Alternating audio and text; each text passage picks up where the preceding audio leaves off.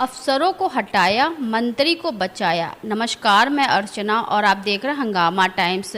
NEET paper leak को लेकर के जिस तरह से नीट पेपर लीक पर जिस तरह से जगह जगह लोग आक्रोश प्रदर्शन और अपनी मांगों को पूरा करने के लिए जन आंदोलन जन सैलाब उमड़ रहा है, वहीं पर अफसरों को हटाने से क्या मामला सुलझ जाएगा?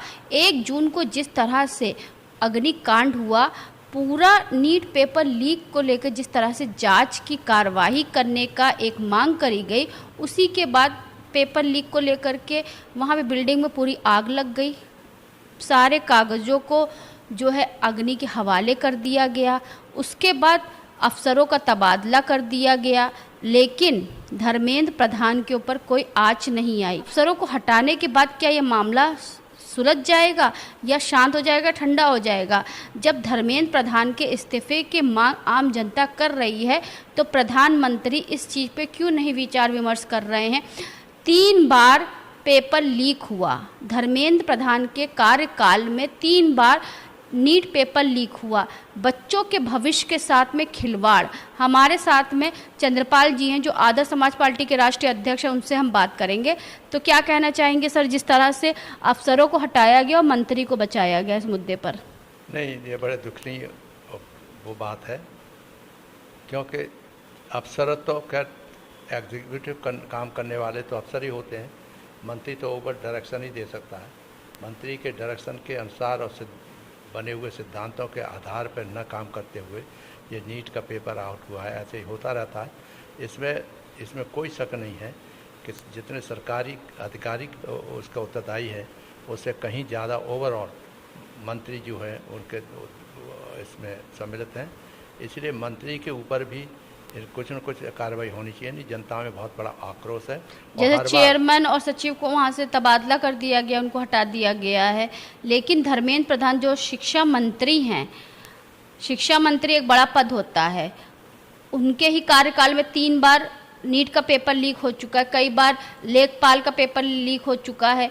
कितने पेपर लीक हो चुके हैं और छात्रों के भविष्य के साथ खिलवाड़ हो रहा है। नहीं, इसमें कोई शक नहीं है कि जो प्रधान जी हैं उनको अपने आप ही इस्तीफा दे देना चाहिए, जबकि जनता जो एजिटेटेड है, तमाम नवयुवकों का जीवन बर्बाद हो गया है, इसमें आग लगाई है, तो इसकी भी जांच होनी चाहिए गहराई से। क्योंकि जब प्रधानमंत्री की सरकार नहीं थी तो उन्होंने बहुत बड़े वादे किए थे, क्या भाषण भी देते थे कि जिस सरकार में पेपर लीक हो वो निकम्मी सरकार है, उस सरकार को गिर जाना चाहिए।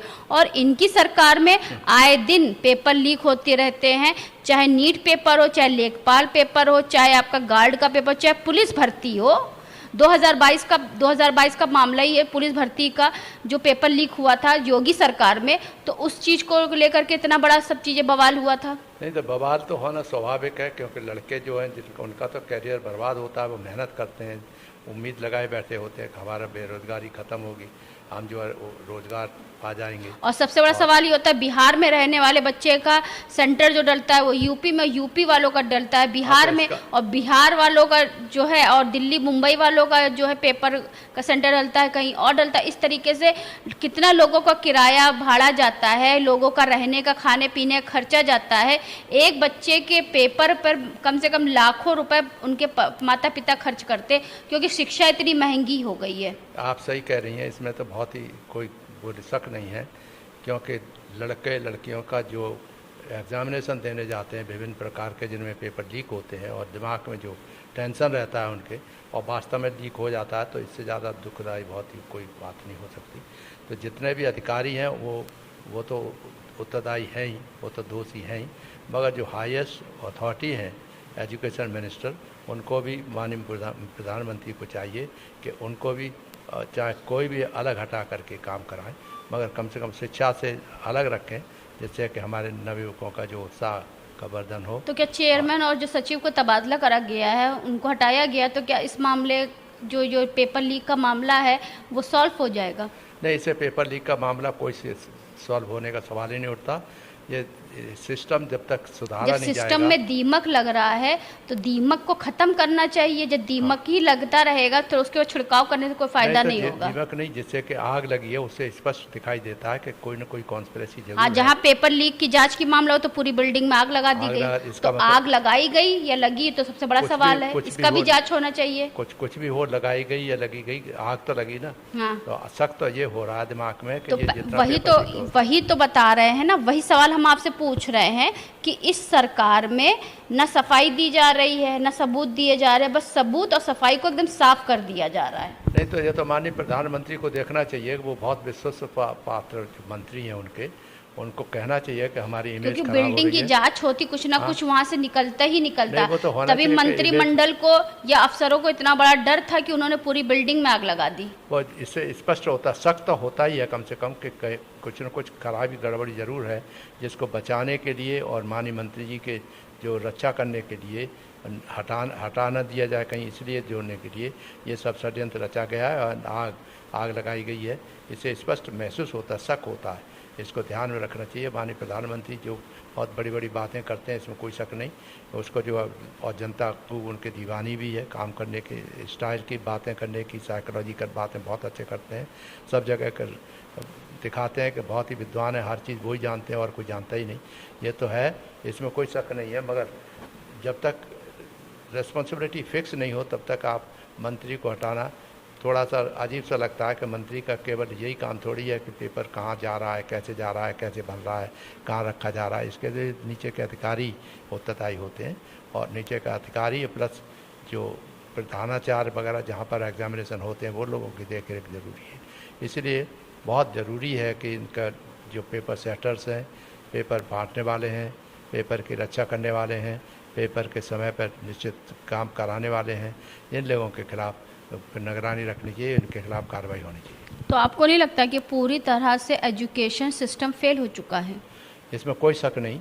एजुकेशन सिस्टम क्या मालूम पड़ता है कि जैसे हर जगह जब बड़े बड़े स्कूल बड़े बड़े वो है, फीस ली जाती है उनसे, सब कुछ है, मगर जहाँ पर पेपर लीक होने का मामला बन रहा है वो तो एकदम से क्रिमिनल एक्ट है, लोगों के दिमाग में जैसे क्रिमिनल जो काम नेता, विधायक, अधिकारियों, अफसरों को करना चाहिए वो काम 17 साल के एक बच्चे ने कर दिया कि पूरा सिस्टम हिला दिया उसने।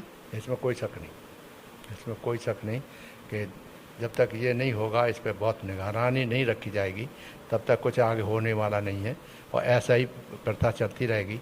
हमको तो फिर अब कोई कहेंगे कि कैसे हो गया, हमने बरेली में सिटी मजिस्ट्रेट थे, किसी भी हालत में नकल नहीं होने दी थी, तो सारे के सारे जो पेपर उनके जो रखवा लेते थे, जांच कराते थे, तो सब छोड़ के भाग गए और नहीं आते थे एग्जामिनेशन देने, ना आए, और अल्टीमेटली वो जूनियर मतलब कम्प्लीटली जिसे कहना सेशन जो था 0 सेशन डिक्लेयर किया गया। उसके बाद में बरेली कॉलेज का जो नकल करने की प्रथा थी वो बंद हो गई। तो सख्ती के ज़रूरी है, उसके साथ साथ दिमाग लगाना ज़रूरी है कि कहाँ कैसे क्या हो रहा है और कैसे उसे रोका जा सकता है। ये लोकल एडमिनिस्ट्रेशन के हाथ में है, एडमिनिस्ट्रेशन डीएम हो, डीएम के सिटी मजिस्ट्रेट हो, जो भी सिटी मजिस्ट्रेट जनरली एसडीएम ही काम करते हैं, उन्हीं के ऊपर जिम्मेदारी आती है कि ये नहीं होना चाहिए, और जिसे होता है तो उस ऑफिसर को, जो फील्ड में ऑफिसर नंबर 1, एक तो जो पेपर सेट करने वाले होते हैं, नंबर जो पेपर को इधर से उधर भेजने वाले होते हैं, नंबर 3 जो पेपर खोलने से पहले जांच शुरुआत होने से पहले खोलने की बात आती है, उसमें कोई निगरानी रखने वाला होना चाहिए। तो हर तरह से ऐसा नियमों से बांध दिया जाना चाहिए जिससे उसको किसी भी हालत में पेपर लीक ना हो पाए। तो आज का हमारा मुद्दा था अफसरों को हटाया गया, मंत्री को बचाया गया। जिस तरह से नीट पेपर परीक्षा लीक को लेकर के विवाद दिन प्रतिदिन बढ़ता चला जा रहा है, तो आज का हमारा खास मुद्दा था अफसरों को हटाया गया, मंत्री को बचाया गया। जो खास मुद्दे पे हम आज बातचीत करने के लिए आए थे आदर्श समाज पार्टी के राष्ट्रीय अध्यक्ष, तो उनसे हमने बात करी कि जिस तरह से धर्मेंद्र प्रधान जो शिक्षा मंत्री हैं, उनके कार्यकाल में कई बार पेपर लीक हो चुके हैं। सिर्फ नीट पेपर लीक नहीं हुआ, कई सारे पेपर ऐसे हो जो लीक हो चुके हैं। तो लोगों की मांग है कि मंत्री जी अपना इस्तीफा दें, लेकिन इस्तीफा न देने का एक कारण भी है। अगर उन्होंने इस्तीफा दिया तो बहुत सारे लोगों की पोल खुल सकती, बहुत सारे लोगों की मिलीभगत इसके सामने आ सकती, जनता के सामने आ सकती है। तो उसी को लेकर के एक अच्छा खासा षड्यंत्र रचा गया, जहां पे अफसरों को हटा दिया गया और जनता को दिखाया गया कि देखिए हम जनता के साथ हैं। लेकिन यह मंत्री जी साफ साफ बच गए।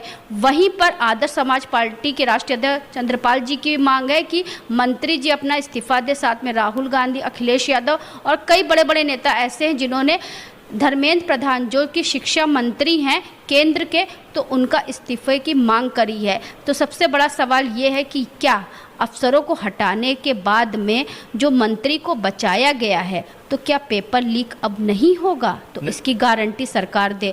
तो इसी के साथ मैं अर्चना आपसे जानना चाहूँगी। धन्यवाद, बने रहिएगा हंगामा टाइम न्यूज़ के साथ में। ऐसे हम आपको खास मुद्दे पे खास बातचीत करते रहेंगे आदर्श समाज पार्टी के राष्ट्रीय चंद्रपाल जी। हंगामा टाइम्स की तमाम खबरों को देखने के लिए हंगामा टाइम्स को सब्सक्राइब कर लीजिए और बेल आइकन दबा लीजिए। अगर आपको ये वीडियो अच्छा लगा हो तो लाइक बटन प्रेस कर अपनी प्रतिक्रिया हमारे कमेंट बॉक्स में देना मत भूलें।